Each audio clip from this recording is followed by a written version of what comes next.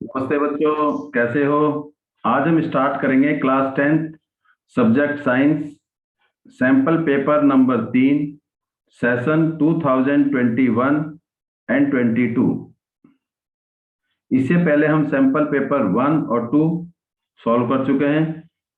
चलिए स्टार्ट करते हैं। फर्स्ट क्वेश्चन, जो हमारा फर्स्ट क्वेश्चन है वो क्या है, ये रहा आपके सामने। What will be the formula and the electron dot structure of cyclopentane. Cyclopentane का फॉर्मूला और उसका इलेक्ट्रॉन डॉट स्ट्रक्चर बताना है। साइक्लोपेंटेन का फॉर्मूला C5H10, ये फॉर्मूला है। और इसका डॉट स्ट्रक्चर बनाने के लिए हम क्या करेंगे, कार्बन के 5 एटम लेंगे, 1 2 3 4 और ये 5। अब इस कार्बन के 4 वैलेंस इलेक्ट्रॉन होते हैं, 1 2 3 और ये 4। 1 2 3 4, 1 2 3 और ये 4, 1 2 3 और ये 4, 1 2 3 और ये 4। 4 वैलेंस इलेक्ट्रॉन कार्बन के लगा दिए। ये जो फ्री इलेक्ट्रॉन है इसको हम हाइड्रोजन के साथ अटैच कर देंगे। क्रॉस हाइड्रोजन को रिप्रेजेंट कर रहा है। एक इलेक्ट्रॉन हाइड्रोजन का, एक इलेक्ट्रॉन हाइड्रोजन का, 2 हाइड्रोजन। यहाँ पर 2 फ्री इलेक्ट्रॉन है, 1 2, 2 हाइड्रोजन। यहाँ पर 1 और ये 2 हाइड्रोजन। यहाँ पर 1 और ये 2 हाइड्रोजन। अगर हम देखें हमारा ऑक्टेट पूरा हो रहा है नहीं हो रहा, देखिए अगर हमने देखा ये हमारा ऑक्टेट 8 इलेक्ट्रॉन हो गए, 1 2 3 4 5 6 7 8।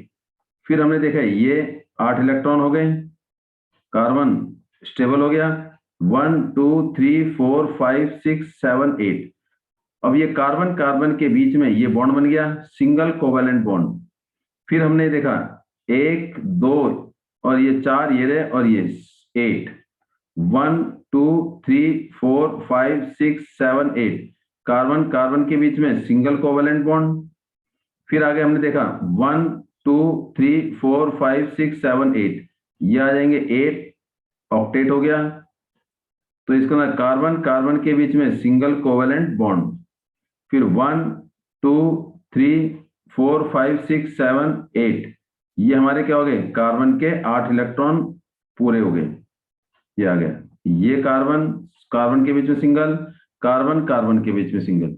ये कार्बन हाइड्रोजन के बीच में single covalent bond, single covalent bond. Carbon hydrogen के बीच में single covalent bond, single covalent bond. Carbon hydrogen के बीच में single covalent bond. Carbon hydrogen के बीच में single covalent bond. Carbon hydrogen के बीच में सिंगल कोवेलेंट बॉन्ड। तो हमारे बॉन्ड बन गया C, single bond C, single bond C, single bond C, फिर सिंगल बॉन्ड सी, यहाँ पर सिंगल बॉन्ड। और इस हर कार्बन के साथ कितना हाइड्रोजन हो गए, 2 हाइड्रोजन। तो ये मेरा बन गया साइक्लोपेंटेन का स्ट्रक्चर और डॉट फॉर्मूला दोनों। हाइड्रोजन 2, हर कार्बन के साथ 2 हाइड्रोजन है। साइक्लोपेंटेन में जो फॉर्मूला लगता है वो इन का लगता है, लेकिन क्लोज बन जाता है रिंग फॉर्म में। और ये क्या बन गया, रिंग फॉर्म में। दूसरा क्वेश्चन करते हैं हम। Give reason for the following, कारण बताना है। पहला कि lithium atom is smaller than the potassium atom. Lithium जो है पोटेशियम से छोटा है, क्यों।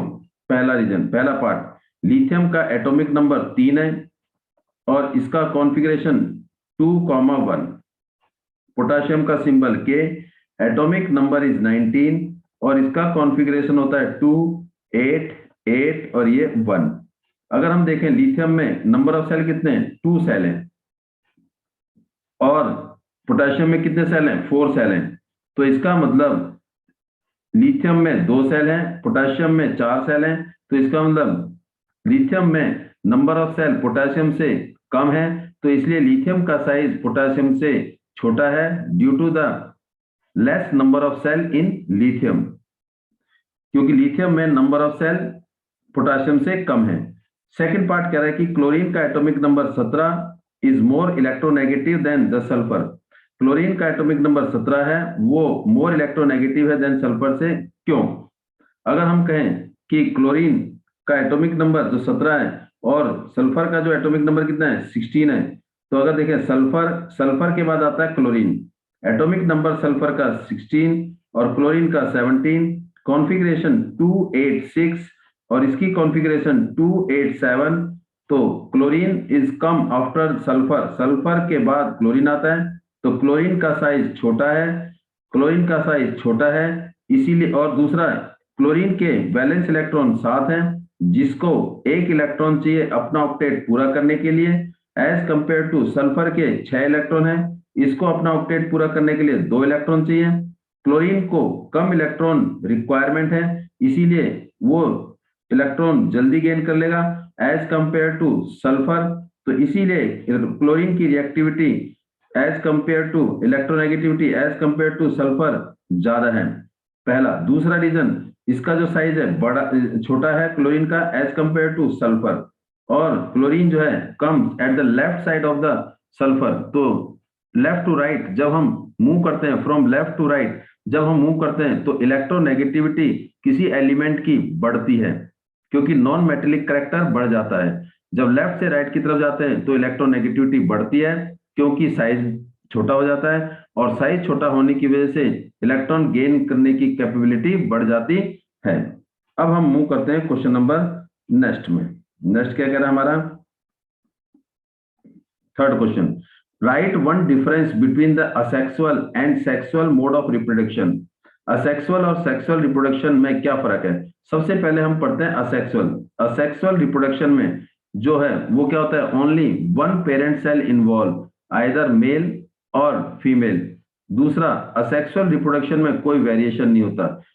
तीसरा, वेरिएशन नहीं होने की वजह से इसकी एडेप्टेबिलिटी एनवायरनमेंट में बहुत कम रहती है। तीसरा, इसमें कोई गैमेट फॉर्मेशन नहीं होता, और असेक्सुअल रिप्रोडक्शन में जो पेरेंट्स के जो करेक्टर हैं वही उसके ऑफस्प्रिंग में आते हैं, जबकि सेक्सुअल रिप्रोडक्शन में दो पेरेंट्स इन्वॉल्व होते हैं, दोनों मेल एंड फीमेल बहुत इन्वॉल्वमेंट होती है, जिसकी वजह से दोनों की इन्वॉल्वमेंट होने की वजह से डीएनए चेंज होता है, और डीएनए चेंज होने की वजह से वेरिएशन आता है, और वेरिएशन आने की वजह से अडेप्टेबिलिटी एनवायरनमेंट में बढ़ जाती है, और एडेप्टेबिलिटी एनवायरनमेंट में बढ़ने की वजह से चांस ऑफ सर्वाइवल ज्यादा हो जाते हैं, और इसमें गैमेट फॉर्मेशन इन्वॉल्व होता है। तीसरा कह रहा है कि नेक्स्ट क्वेश्चन कह रहा है, which species is likely to have better chance of survival on one reproducing asexually और वन रिप्रोड्यूसिंग सेक्सुअली जस्टिफाइड। अभी आपने कहा है कि असेक्सुअल रिप्रोडक्शन में जो करेक्टर्स हैं ऑफस्प्रिंग के वो सिमिलर टू द पेरेंट्स, इसका मतलब कोई वेरिएशन नहीं होता, जिसकी वजह से एडेप्टेबिलिटी एनवायरनमेंट में जो सर्वाइवल की जो चांस है एडेप्टेबिलिटी एनवायरनमेंट की क्या होती है, बहुत कम होती है as compare to sexual reproduction में। क्यों? क्योंकि सेक्सुअल रिप्रोडक्शन में वेरिएशन होता है और एनवायरनमेंट में सर्वाइव होने के चांस भी ज्यादा हो जाते हैं केवल वेरिएशन की वजह से। ये हमारा क्वेश्चन नंबर थर्ड था। Now to move question number 4, name the level part A to E of female reproductive system. जो ए है ये हमारा क्या है, fallopian tube, A is fallopian tube. B, ये हमारा बी है, बी क्या हमारा, ओवेरी। फेलोपियन ट्यूब जहां fertilisation, where the fertilisation will take place, और बी हमारा ओवेरी है विच प्रोड्यूस एग। सी क्या है, यूटरस, वेयर द जो एम्ब्रियो है, जायगोट है, वो एम्बेडेड होता है, it is a bag like structures. C uterus. D ये क्या है, सर्विक्स, और ई क्या है, वेजिना। सर्विक्स और वेजिना ये क्या है, वो passage for the movement of the sperms to reach, कहां पर पहुंचने के लिए, ए पर पहुंचने के लिए, फेलोपियन ट्यूब तक पहुंचने के लिए। Name, second question, second part इसका, name the part in which the fertilization take place in the system. Fertilization इस सिस्टम में, फीमेल रिप्रोडक्टिव सिस्टम में फर्टिलाइजेशन कहाँ होता है, it take place only in the fallopian tube, जिसे हम क्या बोलते हैं, ओवी डक भी बोलते हैं। क्या बोलते हैं, ओवी डक और the fallopian tube. Fallopian tube और द ओवी duck is the part of the female reproductive system where the fertilization will take place. Now move to question number next. A child question his teacher, why do organisms resemble to their parents more as compared to grandparents? एक बच्चा अपने teacher से question पूछता है कि जो parents के जो करेक्टर हैं वो क्या हैं, सिमिलर टू द ऑफस्प्रिंग के, जबकि ग्रैंड पेरेंट्स से उसके करेक्टर क्या होते हैं, स्लाइटली डिफरेंट हो जाते हैं। तो इसको समझाने के लिए टीचर बच्चे को कैसे एक्सप्लेन करता है, चलिए वो कैसे एक्सप्लेन करता है इसके बारे में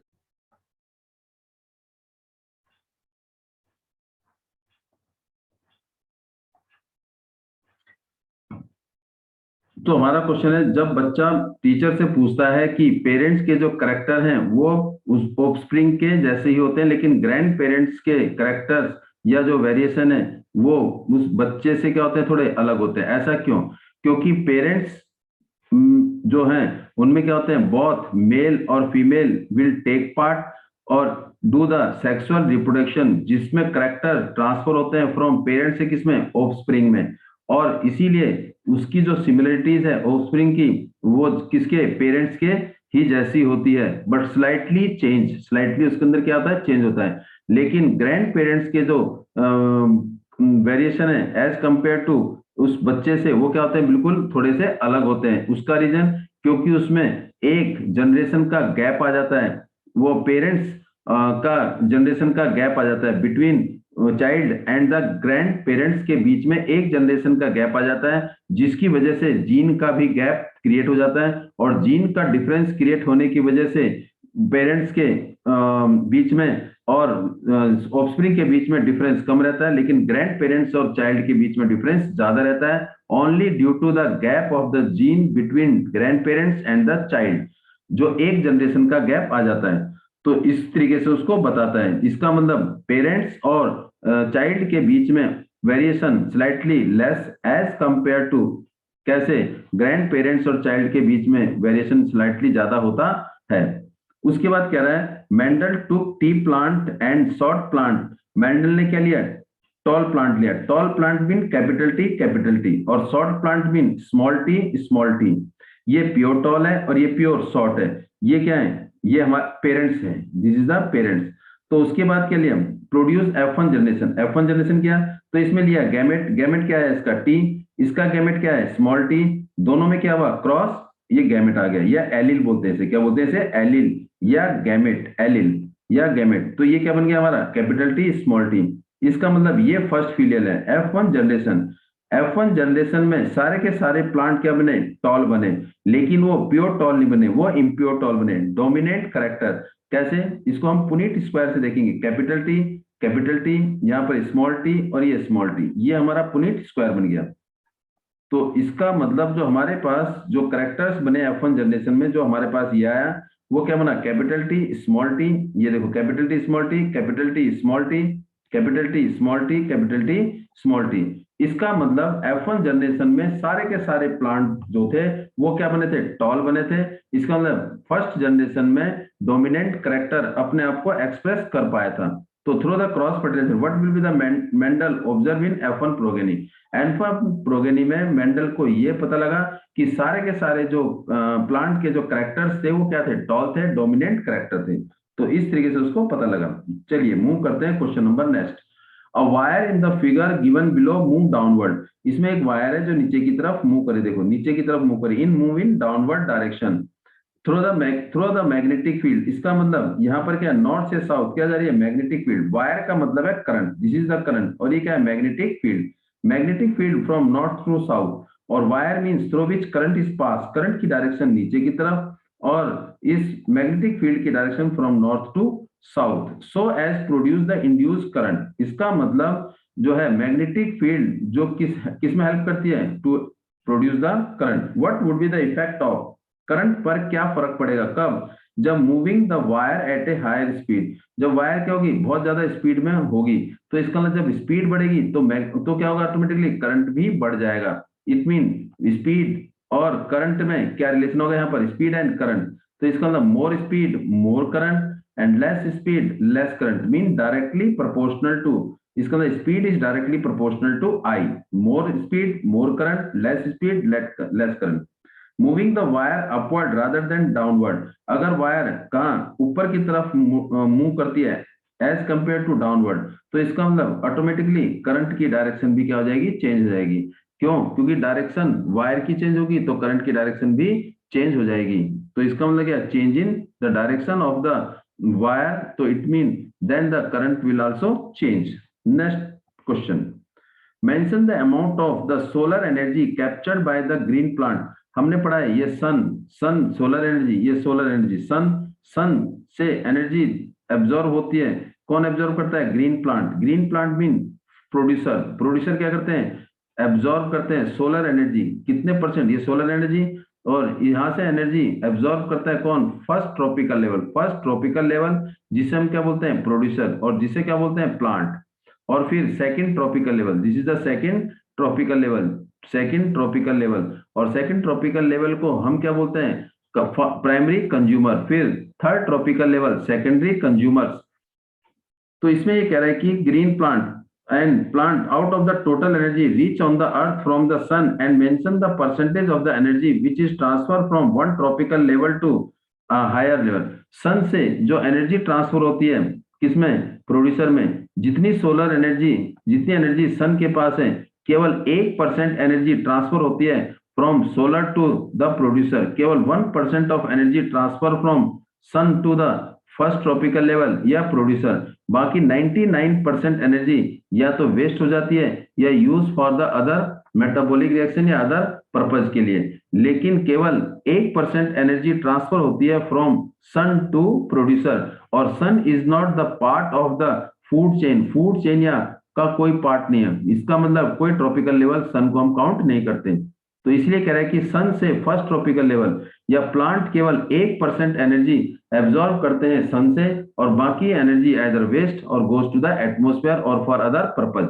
लेकिन फर्स्ट ट्रॉपिकल लेवल से सेकंड ट्रॉपिकल लेवल में केवल 10% एनर्जी ट्रांसफर होती है, only 10% of energy transfer from first tropical level to second tropical level and second tropical level to third tropical level, only 10% of energy transfer.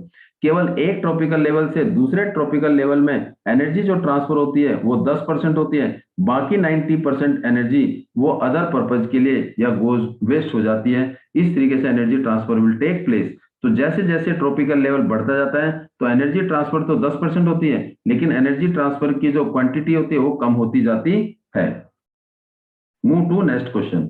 N element X of 15 group, 15 group का मतलब है इसके valence electron 5 होंगे, mean group 15, group 15, group 15। इसका मतलब period के ऊपर depend है और किसके ऊपर, डायटोमिक मॉलिक्यूल। डायटोमिक मतलब वो diatomic following means contain 2 atom in A molecule which contain 2 atom is diatomic and combined with the hydrogen. किसके साथ जोड़ दिया, हाइड्रोजन के साथ। तो इसका मतलब या तो वो 257 नाइट्रोजन है, देखो आखिरी में वैलेंस इलेक्ट्रॉन 5, ये K और ये L, तो एटॉमिक नंबर कितना हो गया 7, और एटॉमिक नंबर 7 किसका है, नाइट्रोजन का।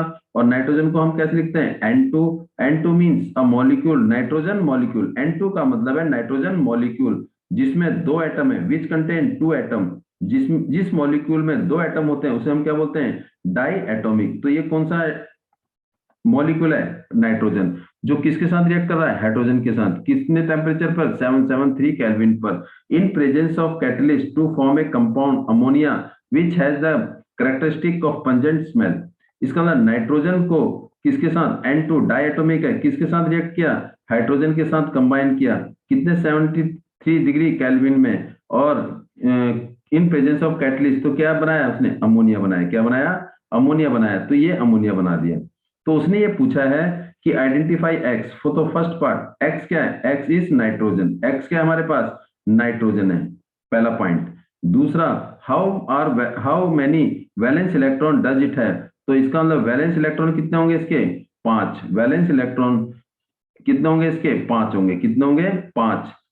उसके बाद कह रहा है कि second, draw the dot structure of diatomic molecule x. X जो नाइट्रोजन है इसका dot structure, means nitrogen N2 है तो N2 का डॉट स्ट्रक्चर, इसका मतलब 1 2 3 और ये 4।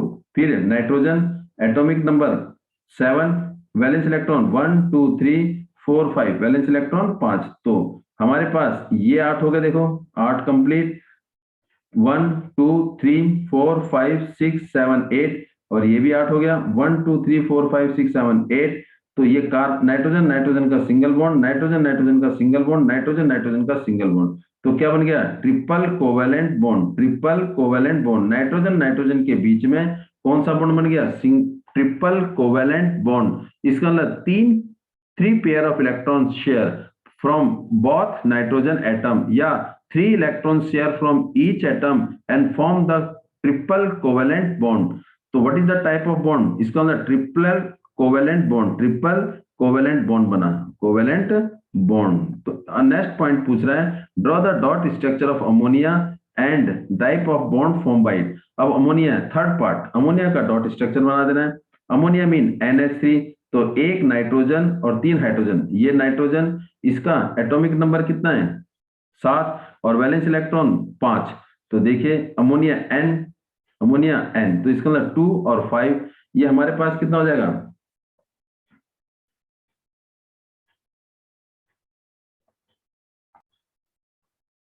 1 2 3 4 और ये 5। और यहाँ पर कितने हैं, 2 पेयर ऑलरेडी हैं, तो इसका मतलब यहाँ लूज है, यहाँ हाइड्रोजन, यहाँ लूज, यहाँ हाइड्रोजन, यहाँ लूज, यहाँ हाइड्रोजन, तो H H और ये H, तो कितने हो गए 8 हो गए। एंड इट फॉर्म है सिंगल बॉन्ड और ये single bond, it is already exist in pair. तो हमारे पास क्या हो गया N और ये H और ये H और ये H, this is the ammonia. और type of bond single covalent bond and it form 3 single covalent bond between nitrogen and hydrogen, nitrogen और हाइड्रोजन के बीच में 3 सिंगल कोवेलेंट बॉन्ड बने। चलिए move to next question, how do covalent bond normally exist. जो covalent bond है वो environment में किस फॉर्म में एग्जिस्ट होते हैं, वो जनरली या तो गैस की फॉर्म में एग्जिस्ट होते हैं या लिक्विड की फॉर्म में एग्जिस्ट होते हैं। क्यों, क्योंकि ये क्या है लिक्विड में और गैस की फॉर्म में ज्यादातर एग्जिस्ट होते हैं। क्यों, क्योंकि इनका बॉइलिंग पॉइंट और इनका मेल्टिंग पॉइंट कम होता है, इसलिए ये सॉलिड की फॉर्म में बहुत कम एग्जिस्ट होते हैं। Why the hydrogen has diatomic in nature, hydrogen H वो ऑलवेज H2 की फॉर्म में, एक मॉलिक्यूल की फॉर्म में, diatomic means a molecule which contain 2 atom. अब जो हाइड्रोजन है H, इसके वैलेंस इलेक्ट्रॉन 1 है। अब इसको स्टेबल होने के लिए, क्योंकि हमें पता है कि K सेल में मैक्सिमम इलेक्ट्रॉन कितने होते हैं 2, तो इसका मतलब इसका वैलेंस इलेक्ट्रॉन कितना है 1, तो ये स्टेबल तो है नहीं, तो इसको क्या चाहिए 1 इलेक्ट्रॉन चाहिए, क्या करने के लिए अपने आप को स्टेबल बनाने के लिए। और ये कभी एटम की फॉर्म में एग्जिस्ट नहीं होता। तो जब ये 1 इलेक्ट्रॉन अपने ही हाइड्रोजन के साथ क्या करता है शेयर कर लेता है, तो ये हाइड्रोजन का ये वाला इलेक्ट्रॉन, इस हाइड्रोजन का ये वाला इलेक्ट्रॉन आपस में क्या करते हैं शेयर करते हैं, और कौन सा बॉन्ड बनाते हैं सिंगल कोवेलेंट बॉन्ड। और सिंगल कोवेलेंट बॉन्ड बनने से it obtain the configuration of noble gas, जो इसकी किसके बराबर हो जाती है हीलियम के बराबर हो जाती है। तो ये किसकी फॉर्म में H2 की फॉर्म में।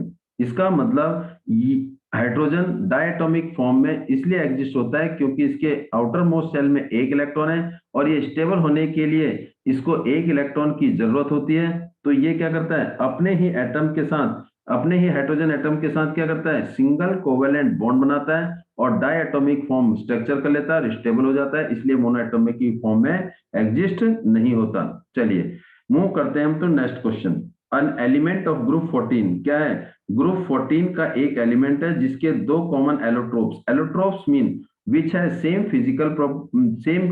chemical property but different physical property। इसका मतलब जब कोई एलिमेंट 2 या 2 से ज्यादा की फॉर्म में एग्जिस्ट होता है जिसकी केमिकल प्रॉपर्टी सेम होती है लेकिन फिजिकल प्रॉपर्टी अलग अलग होती है, तो ऐसा कौन सा एलिमेंट है जो ग्रुप 14 में है और जिसके एलोट्रोप है A और B। A and B are the allotrope of element which in group 14। तो ऐसा कौन सा है कार्बन, कार्बन जिसका एटॉमिक नंबर क्या है 6। अगर इसको कॉन्फ़िगरेशन करें तो क्या होता है 2 and 4, तो कौन सा ग्रुप हो गया 14 ग्रुप। तो A is hard and bad conductor of electricity, B is soft to touch and good conductor of electricity, identify the element and its allotrope। तो इसका मतलब जो एलिमेंट हुआ वो क्या हो गया carbon, first is the element is carbon, atomic number is 6 and valence electron is 4 and distribution of electron is 2 and 4। तो इसका मतलब एलोट्रोप ऑफ कार्बन एक क्या है डायमंड, जो क्या है hard diamond which is hard and bad conductor of electricity. दूसरा बी क्या है graphite which is soft and good conductor of electricity. Explain the reason for their different properties, identify the element. तो element का हमारे पास carbon और जो allotrope है वो डायमंड एंड ग्रेफाइट, दोनों के बीच में जो डिफरेंट प्रॉपर्टी का है उसका कारण क्या है, क्योंकि डायमंड क्या है अब टाइटली पैक्ड है, रिजिड स्ट्रक्चर है and bad conductor of electricity है, ट्रांसपेरेंट है। लेकिन ग्रेफाइट जो है वीक फोर्स ऑफ अट्रैक्शन है, जिसमें क्या होता है वैन डीर वाल फोर्स होता है, जिसकी वजह से good conductor of electricity and allowed to pass electric current. ये हमारा question next. Mendel is one of his experiment with pea plant. Mendel ने पी प्लांट लिया था अपने एक्सपेरिमेंट को प्रूफ करने के लिए। Cross a variety of pea plant having the round seed with one having the wrinkle seed, एक round seed और एक wrinkle seed. Round seed capital R को और दूसरा wrinkle seed small R small R. State the Mendel observation giving the reason for the F1 generation and F2 progeny for this cross, and also list the two contrasting characters other than the round seed and the pea plant Mendel used in this experiment। तो ये हमारे पास क्या है, parents हैं। क्या है, parents. अब इसके बाद हमने क्या निकाले, इसके एलिल निकाल दिए। एलिल क्या होंगे, एलिल या गैमेट, वो क्या होंगे, कैपिटल आर और ये क्या होगा, स्मॉल आर। क्या होगा, ये स्मॉल आर। दोनों को क्या कर दिया, क्रॉस, कैपिटल आर और ये स्मॉल आर। कैसे, ये हमारे पास बना। इसका मतलब ये F1 जनरेशन में, F1 generation, F1 first filial में सारे के सारे जो पी प्लांट थे वो क्या थे, राउंड। क्या थे, all are round. Dominant character, dominant कौन से करेक्टर के थे, डोमिनेंट करेक्टर थे। डोमिनेंट करेक्टर, डोमिनेंट करेक्टर थे। R is, capital R is the round dominant character. कैसे, ये हमारे पास क्या है, कैपिटल आर और ये क्या है, कैपिटल आर और इसको स्मॉल आर। तो क्या बना, capital R small R, capital R small R, capital R small R और कैपिटल आर स्मॉल आर। तो इसका राउंड, फर्स्ट F1 जनरेशन में सारे के सारे क्या थे, राउंड। और फिर इसके बाद क्या करा इनमें, क्रॉस सेल्फ पॉलिनेशन किया, कैपिटल आर स्मॉल आर को सेल्फ पॉलिनेट किया, कैपिटल आर और स्मॉल आर। फर्स्ट को थर्ड से, तो क्या बना हमारे पास बना कैपिटल आर, कैपिटल आर। फिर क्या बना, फर्स्ट को किससे, फोर्थ से, तो कैपिटल आर स्मॉल आर। फिर सेकंड को थर्ड से, कैपिटल आर स्मॉल आर। फिर सेकंड को फोर से, स्मॉल आर स्मॉल आर। तो ये क्या बन गया, राउंड। ये क्या बन गया, राउंड। और ये क्या बन गया, रिंकल्ड। तो इसका मतलब इन F2 जनरेशन, इन F2 जनरेशन में क्या बन गया, जो थ्री राउंड और एक क्या बना था, एक क्या बन गया हमारा, रिंकल। इसका मतलब फिनोटाइप हमारा बना, फिनोटाइप इन F2 जनरेशन वो क्या बना, 3:1, 3 राउंड एंड 1 इज रिंकल। और जो जीनोटाइप है वो क्या बना, दिस इज जीन की फॉर्म में 1:2:1। इसका मतलब ये प्योर, ये इम्प्योर राउंड और ये प्योर रिंकल्ड। 1:2:3 ये हमारा जीनोटाइप बना कैसे, देखिए पुनेट स्क्वायर से आर आर और यहाँ क्या बना, कैपिटल आर स्मॉल आर। तो हमने पुनेट स्क्वायर से बनाने की कोशिश करी, तो क्या बना, देखिए ये क्या बना, कैपिटल आर ये रहा, देखिए। फिर उसके बाद कैपिटल आर और small R, capital R small R ये रहा। फिर capital R small R, third one ये भी कैपिटल आर स्मॉल आर, फिर ये स्मॉल आर। इसका मतलब 75% राउंड एंड 25% रिंकल्ड बने इन F2 जनरेशन में। इस तरीके से मेंडल ने अपने F1 जनरेशन और F2 जनरेशन को एक्सप्लेन किया।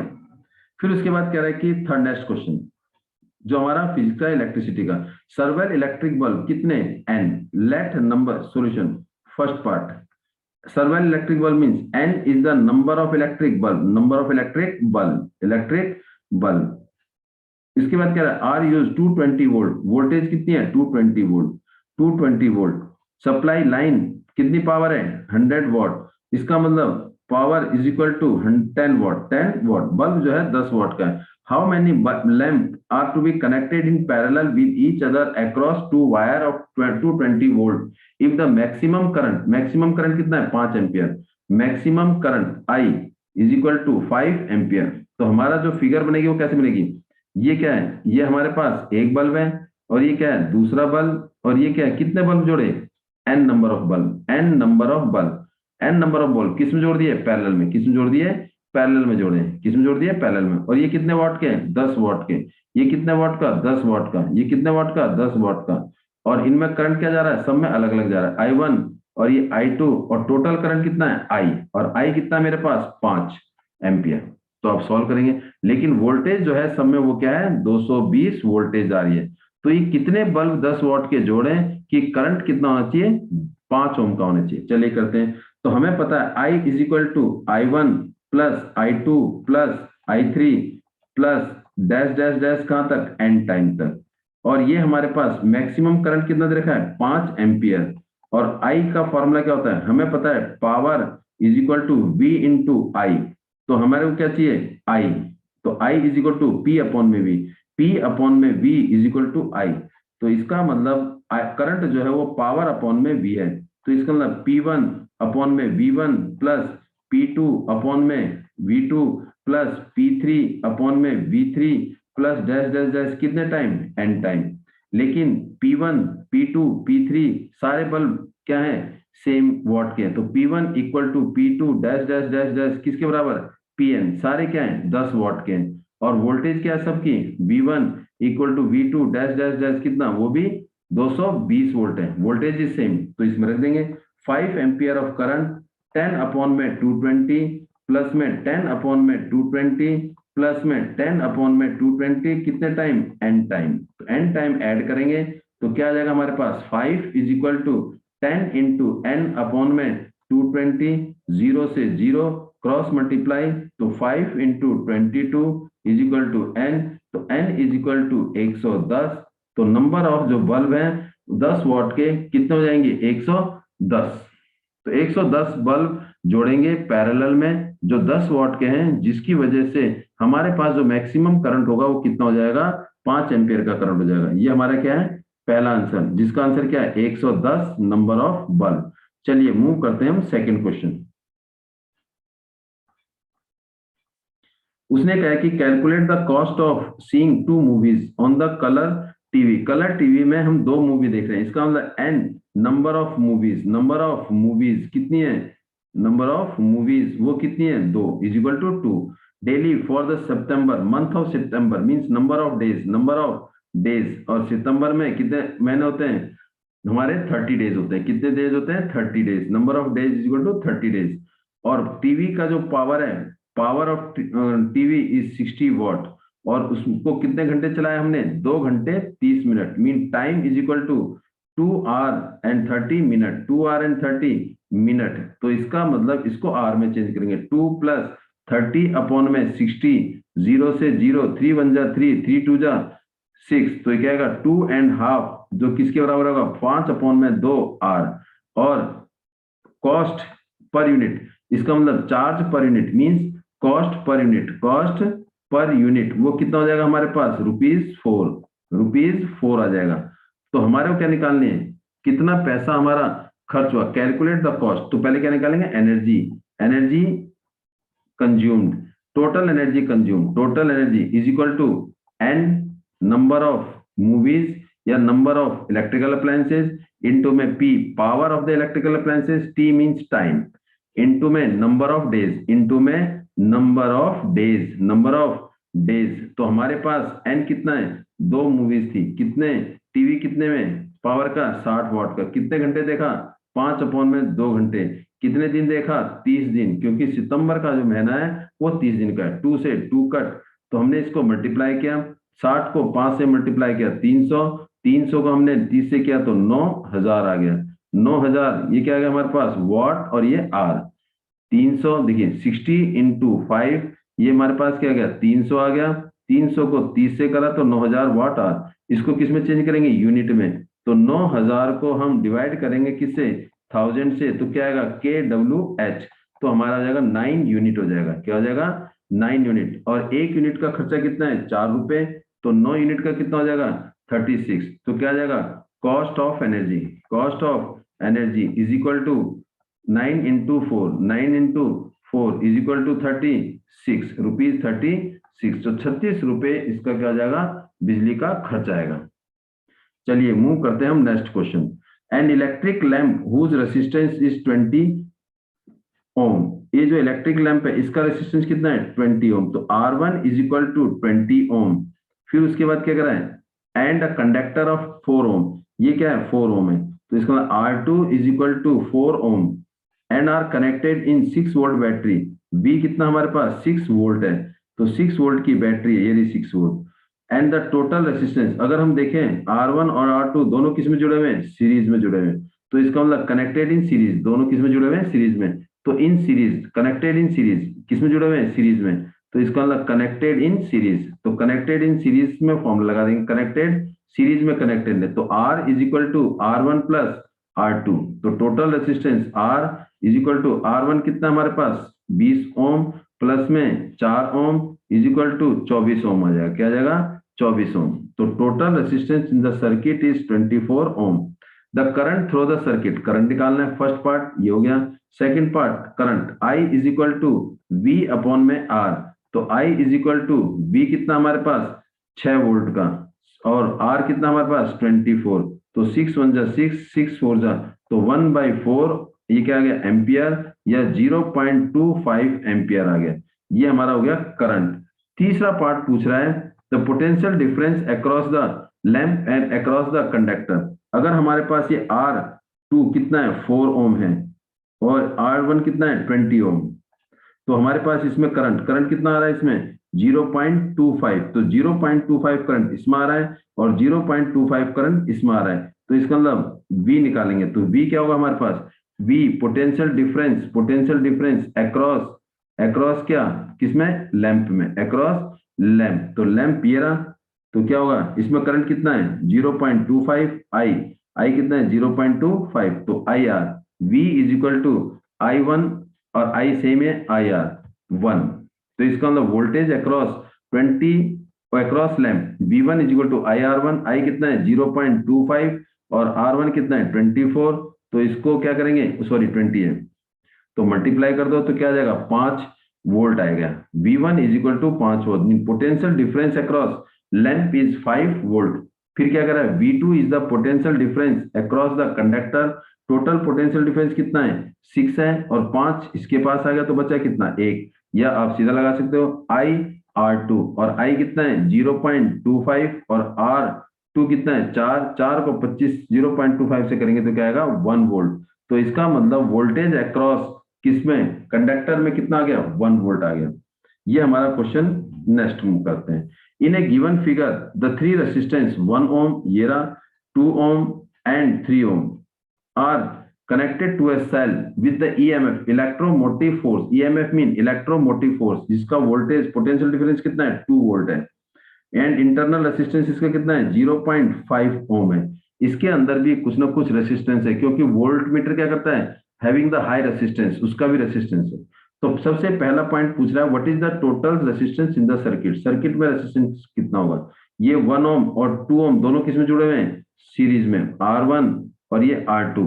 1 ohm and 2 ohm they are connected in series are in series में। तो इसको हमने ले लिया R1 this is R1 is equal to 1 ohm and R2 is equal to 2 ओम।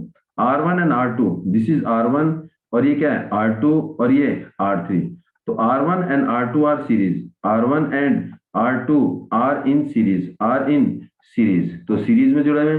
तो इसका मतलब R हमने ले लिया RS is the total resistance in series.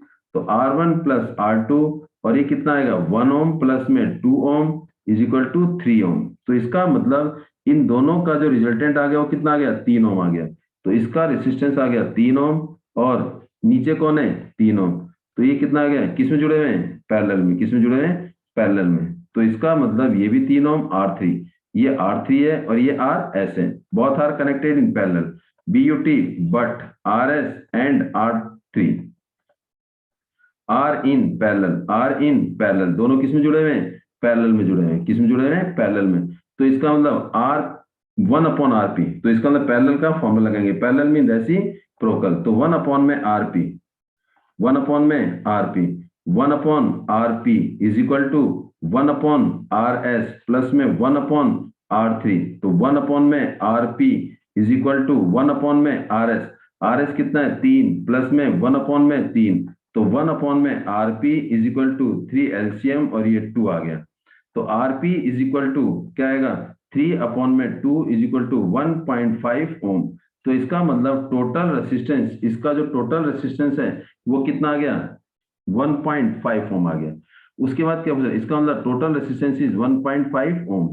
What is the reading of the ammeter. Ammeter की रीडिंग क्या होगी। अब एमीटर की रीडिंग क्या होती है I is equal to V upon में R होता है लेकिन इसमें क्या है एक इंटरनल रेसिस्टेंस भी है और वो कितना है 0.5। तो प्लस में क्या लिख देंगे R1 और ये कितना है 0.5। पोटेंशियल डिफरेंस कितना है 2 वोल्ट अपॉन में 1.5 प्लस में 0.5। तो इसके बाद क्या आ जाएगा 2/2 = 1 एम्पियर। तो इसका मतलब करंट जो हो गया वो कितना हो गया 1 एम्पियर का हो गया। लेकिन उसके बाद ये कह रहा है what will be the ammeter reading if the similar cell are connected in series with the given cell. एक सेल और जोड़ दिया उसी पोटेंशियल डिफरेंस का जिसका इंटरनल रेसिस्टेंस भी कितना है 0.5 ओम। तो इसके बाद हमारा क्या होगा, इसका मतलब ये हो गया, अब हमारे पास क्या होगा टोटल पोटेंशियल डिफरेंस कितना हो गया 2 वोल्ट प्लस में 2 वोल्ट = 4 वोल्ट आ गया। और टोटल रेसिस्टेंस वो कितना हो जाएगा, पहले कितना था टोटल रेसिस्टेंस हमारे पास R plus R1 plus R2 RP कितना था 1.5 प्लस में 0.5 प्लस में 0.5 कितना आ गया 2.5 ओम आ गया। तो टोटल पोटेंशियल डिफरेंस 4 आ गया और टोटल रेसिस्टेंस 2.5 आ गया। तो इसका मतलब I = V अपॉन में टोटल रेसिस्टेंस, और V कितना है 4 अपॉन में 2.5, और ये आ जाएगा पॉइंट हटेगा तो ऊपर 40 नीचे 25, 5 से कटेगा 8, तो ये हमारा आएगा 1.6 आ जाएगा। तो इसका मतलब करंट क्या हो जाएगा 1.6। कब, जब हमने same EMF with the same internal resistance, तो करंट क्या हो जाएगा बढ़ जाएगा। तो इस तरीके से हमारा सेकंड ऑप्शन हो गया। चलिए मूव करते हैं हम नेक्स्ट क्वेश्चन पे। Rama went to picnic with her friend near the park, all of them took with the eatable packet with the aluminium foil. Aluminium foil के साथ खाने के साथ उस खाने को किस में लेगी, एल्युमिनियम फॉयल में लेगी। उसमें पॉलिथीन बैग भी, पेपर बैग भी, प्लास्टिक बोतल भी, कैन और द पेपर कप भी थे। They enjoy their picnic with when the teacher called them nearby ready for going back. वापस जाने के लिए बुलाया। हर friend pick up their bag and left all the waste material scattered here and there. और जब उन्होंने bag उठाया और बाकी जो वेस्ट मटेरियल था वो वहीं का वहीं पार्क में उन्होंने छोड़ दिया। Rama called them and asked one to pick up leftover the thing and put them into a bin marked biodegradable and non biodegradable। Rama जो था उन्होंने क्या करा, किसी एक बच्चे को बुलाया, उसे कहा कि इन सब्सटेंस को, वेस्ट मटेरियल को अलग अलग बिन में डाल दो, किसको, एक बायोडिग्रेडेबल और एक नॉन बायोडिग्रेडेबल। तो यहाँ पर बायोडिग्रेडेबल क्या है, biodegradable are those substance which can B decompose easily, जो डिकम्पोज आराम से हो जाते हैं और हमारे एनवायरनमेंट को ज्यादा टाइम के लिए पोल्यूट नहीं करते। But the non biodegradable substance are those substance which do not decompose, जो सिंपलर फॉर्म में कन्वर्ट नहीं होते और हमारे एनवायरनमेंट को लॉन्ग टर्म के लिए पोल्यूट करते हैं, अफेक्टेड करते हैं। C also explain the advantage of doing, फिर उसके बाद एक्सप्लेन भी किया इसका फायदा क्या है। हर friend accepted her advice and clean the park और ईट द पिग। उसने क्या करा, साफ किया, फिर वो क्वेश्चन पे the classify the waste biodegradable and non biodegradable waste category. आप क्लासीफाई करेंगे कौन से बायोडिग्रेडेबल थे, कौन से नॉन बायोडिग्रेडेबल थे। बायोडिग्रेडेबल जो क्या होते हैं डिकम्पोज हो जाते हैं, और नॉन बायोडिग्रेडेबल जो डिकम्पोज नहीं होते, नॉन बायोडिग्रेडेबल। तो बायोडिग्रेडेबल क्या थे, which composed which can be converted into simpler form. वो क्या था, पेपर कप और पेपर बैग। वो क्या होते, आराम से कन्वर्ट हो जाते थे इनटू सिंपलर फॉर्म में, मिट्टी में मिल जाते थे।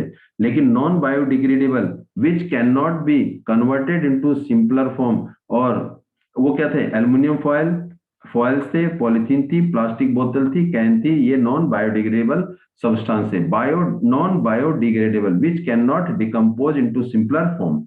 फिर दूसरा पॉइंट क्वेश्चन पूछ रहा है, what argument Rama must have to convince the segregate into biodegradable और नॉन बायोडिग्रेडेबल। उसने क्या उनको समझाया आर्गुमेंट की, उनको अपने फ्रेंड को कैसे कन्विंस किया। By segregating the waste into the biodegradable और non biodegradable they can be treated easily, आसानी से, ताकि वो हमारे एनवायरनमेंट को पोल्यूशन होने से कम कर सकें। इसीलिए उनको हमने सेग्रीगेट किया। सेग्रीगेट करने से हमारा एनवायरनमेंट जो पोल्यूट हो रहा है उसकी परसेंटेज कम हो जाएगी। बायोडिग्रेडेबल जो क्या कहते हैं सिंपलर फॉर्म में कन्वर्ट हो जाते हैं, कंपोज हो जाते हैं और एज ए मैन्योर भी यूज करते हैं। लेकिन जो नॉन बायोडिग्रेडेबल सब्सटेंस है जिन्हें हमने सेग्रीगेट किया, वो क्या होते हैं फैक्ट्री में रिसाइकलिंग के लिए जाते हैं, ताकि आसानी से हम उनको सेपरेट कर सकें। तो mention the value reflected by the Rama's initiative. Rama की इनिशिएटिव क्या थी, रमा जो था good observer and take the initiative sensible, उसने क्या था बहुत समझदार था। चलिए move to next question. In fruit flies the genes of wing shape has two allele unusual allele for the curl will, एक तो कर्ल विल है जो स्मॉल सी है, एंड नॉर्मल एलील स्टेट जो क्या है हमारा कैपिटल सी है। गिवन द फिनोटाइप सी जो नॉर्मल है, capital C, small C wing wrinkle है, स्मॉल सी अनेबल।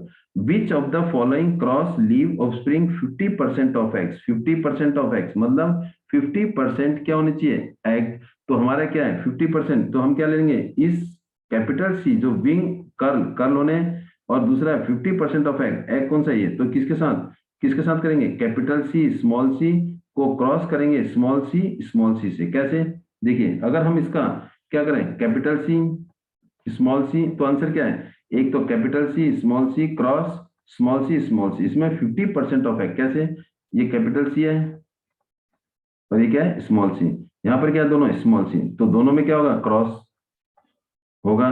तो देखिए क्या बनता है कैपिटल सी स्मॉल सी, ये क्या बनेगा स्मॉल सी, फिर कैपिटल सी स्मॉल सी स्मॉल सी स्मॉल सी, ये देखिए इसमें जो बना हुआ है कैपिटल सी स्मॉल सी कैपिटल सी स्मॉल सी स्मॉल सी स्मॉल सी फिर स्मॉल सी, तो इसका मतलब 50% हमारे पास क्या थे है दोनों में 50-50%, तो क्या होगा हमारा आंसर ये होगा कैपिटल सी, एक कैपिटल सी।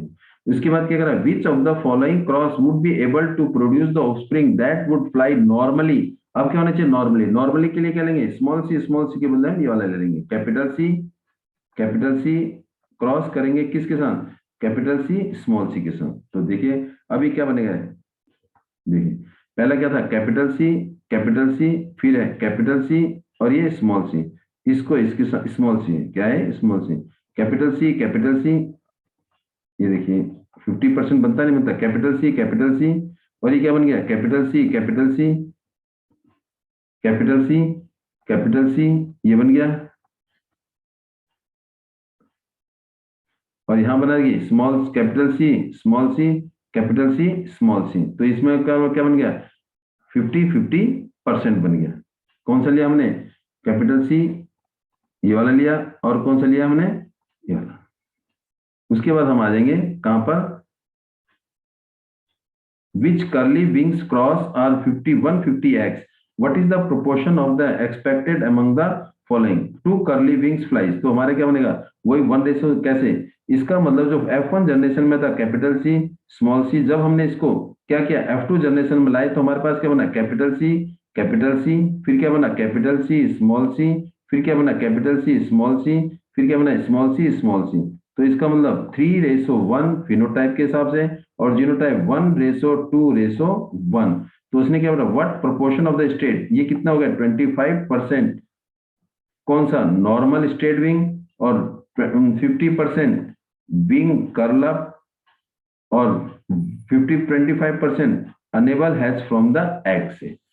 उसके बाद ये कह रहा है कि नॉर्मल, अगर हम ये करें अगला normal straight wing fly self cross with the 120, what is the proportion of curly wings fly among the offspring, तो इसका मतलब नॉर्मल स्टेट को किसके साथ सेल्फ क्रॉस करें सेल्फ, तो क्या उसमें कर्ली वाले बनेंगे, कर्ली वाले इसमें नहीं बनेंगे। देखिए सी कैपिटल सी किसके साथ कर्ली विंग वाले बनेंगे, सेल्फ क्रॉस करें सेल्फ मतलब इसी के साथ ही, तो क्या बनेंगे सारे के सारे क्या बनेंगे नॉर्मल स्टेट बनेंगे, तो उसमें कोई भी कर्ली विंग नहीं बनेगा, तो 0% क्या बनेगा 0%, जबकि इसमें क्या था 25%, 50% और 25%, मीन्स आपका ये 25 हो गया और 150 हो गया 1:1, तो इसका 1/4 इंटू में 150, तो इसके बाद ये आ जाएगा, ये कितना आ जाएगा 75 और ये कितना आएगा 37.5 और ये कितना आएगा 37.5, 25%, 25%। चलिए अब हमारा नेक्स्ट है Andrew Mary Ampere suggested that the magnet must exert equal and opposite force of a current carrying conductor. Current carrying conductor means the conductor which allow to pass the electric current was experimentally found that though the current is due to the change in motion, it is clear that the moving charge moving in distance, इसे पढ़ लेना जो क्या कर रहा है field experience in the parallel. चलिए इसमें कह रहा है परपेंडिकुलर, इसमें कह रहा है if the direction of the motion is perpendicular to the direction of the magnetic field, तो इसका मतलब जब भी कभी भी अगर करंट की डायरेक्शन और मैग्नेटिक फील्ड की डायरेक्शन दोनों पैरेलल हैं, तो इसका मतलब फोर्स का इफेक्ट नहीं होगा। फोर्स का इफेक्ट तभी होगा जब मैग्नेटिक फील्ड की डायरेक्शन और करंट की डायरेक्शन परपेंडिकुलर होंगी। तो इसका मतलब direction of the magnetic field, magnitude of the force experience depend upon the charge, velocity पर strength of magnetic field, sine of angle between B and velocity and the magnetic field, direction of the magnetic field किसने दी, left hand rule ने दिया। चलिए हम इसको कुछ question करते हैं पढ़ना। The electron is moving horizontally toward the east, किधर की तरफ गया, ईस्ट की तरफ। ये हमारे पास क्या है, नॉर्थ, और ये क्या है साउथ, ये क्या है वेस्ट, और ये क्या है ईस्ट। इसका मतलब इलेक्ट्रॉन किधर की तरफ गया, नॉर्थ साउथ, और ये हमारा हो गया ईस्ट, और ये वेस्ट। तो इसका मतलब किधर की तरफ गया, ये हमारा गया electron is moving toward the east, a magnetic field vertically downward. जब इलेक्ट्रॉन गया ईस्ट की तरफ तो इसका मतलब करंट किधर की तरफ गया, वेस्ट की तरफ गया। किधर की तरफ, वेस्ट की तरफ गया। तो what will be the direction, और फील्ड किधर की तरफ लगा, नीचे की तरफ। तो इसका मतलब जो हमारा जो फोर्स लगेगा वो किधर की तरफ लगेगा, टुवर्ड द पेज, या toward the page, into the page, या इनटू द पेज बोलेंगे या टुवर्ड द पेज बोलेंगे। पेज की तरफ लगेगा, पेज की तरफ लगेगा। कैसे, अगर हमारा ये हमारे पास क्या है, ये हमारे पास क्या है, इसकी किसकी डायरेक्शन है, करंट की डायरेक्शन ये है, और फील्ड क्या कर रहा है, फील्ड हमारा डाउनवर्ड है, फील्ड हमारा क्या है, डाउनवर्ड है। ये हमारा हो गया ऐसे। तो इसका मतलब ये क्या आएगा, फोर्स जो लगेगा, जो इसका मतलब फोर्स लगेगा किधर किधर लगेगा, into the page, into the page. उसके बाद क्या, इनवर्ड बोल सकते हैं, क्या बोलेंगे, इनवर्ड, या toward the south, toward the south. If the charge particle is moving along the magnetic field line, what would be the magnetic force? ये magnetic force, अगर चार्ज लाइन, चार्ज पार्टिकल, अगर charge इधर को move कर रहा है और इधर कोई क्या कर रहा है, फील्ड है, तो फोर्स क्या होगा, जीरो होगा। फोर्स क्या होगा, zero. If the charge is moving along with the magnetic field line, जिधर की तरफ चार्ज मूव कर रहा है उधर की तरफ मैग्नेटिक फील्ड लाइन मूव कर रही है, तो दोनों क्या है, पैरेलल, दोनों के बीच में एंगल क्या बन रहा है, जीरो। तो इसका मतलब मैग्नेटिक फोर्स भी क्या होगा, zero, because both have the same direction. Uniform magnetic field exert in the plane of paper pointing the left to right, left से किधर की तरफ, राइट की तरफ, and the electron on the proton moves as shown. What will be the direction of proton and electron experience the force? अगर हमारा जो magnetic field है वो किधर की तरफ जा रहा है, लेफ्ट टू राइट, और प्रोटॉन किधर की तरफ जा रहा है, means proton means current, current किधर की तरफ जा रहा है, नीचे की तरफ। करंट किधर की तरफ जा रहा है, फील्ड हमारा ऐसे जा रहा है, this is the magnetic field. Magnetic field ये है, करंट नीचे को जा रहा है, और ये क्या हमारा फोर्स, थंब क्या हमारा फोर्स, फोर्स किधर की तरफ जाएगा, इनटू द पेज, अंदर की तरफ, सेम पहले वाले पार्ट की तरह, इनटू द पेज या इनवर्ड, इनवर्ड या into the page, into the page, page की तरफ जाएगा, इनटू पेज। फिर उसके बाद कह रहा है कि an electron beam entered the magnetic field at right angle as soon. Magnet electron beam right angle, magnetic field right angle, इसका मतलब इलेक्ट्रॉन मूव कर रहा है किसके, मैग्नेटिक फील्ड के right angle, both are perpendicular, तो करंट की direction होगी, और ये मैग्नेटिक फील्ड है, बोथ आर परपेंडिकुलर। तो what would be the direction of the force in the electron beam, तो डायरेक्शन ऑफ द फोर्स क्या होगा, तो इसका मतलब फोर्स की डायरेक्शन ये मैक्सिमम होगा, मैक्सिमम फोर्स एक्सर्ट होगा। तो इसको बताइए कैसे होगा। अगर राइट हैंड लेते हैं तो फोर्स की डायरेक्शन हमारे पास क्या है, ये हमारे पास क्या है, फील्ड, और ये क्या है, करंट, और थंब क्या है हमारे पास, फोर्स। तो इसका मतलब electron entered the magnetic field at right angle, तो इसका मतलब हमारा क्या हो गया ऑटोमेटिकली, राइट एंगल मींस हमारे पास फोर्स, देखिए फील्ड हमारा ये रहा, फील्ड हमारा ये है, और मोशन का है नीचे की तरफ, मोशन ऑफ करंट किधर की तरफ, नीचे। तो फोर्स क्या होगा हमारा, परपेंडिकुलर है, तो किधर की तरफ, toward the south, toward the south. ये होगा साउथ, या ये हमारा क्वेश्चन है ये। Thanks for watching video, please like share and subscribe the channel, and thanks for today to join us, and wait for the next video जो आपको math का सैंपल पेपर मिलेगा।